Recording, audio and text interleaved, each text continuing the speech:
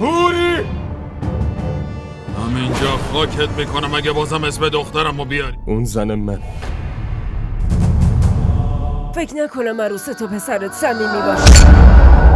چطور میتونه با یکی دیگه ازدواج کنه؟ چطور میتونه؟ شاهمیر، تو یکی دیگر رو دوست داری؟ اگه بازم دور و بر خونم پیداش بشه اون موقع یه پرونده براش میسازم که تو زندان موهاش مثل دندوناش سفید بشه. ما ازدواج کرده بودیم رفتیم بحث رأس کردیم. حرفمو باور کن من دروغ نمیگم. ای خدا اینجا چه خبره؟ من چه گناه بزرگی کردم؟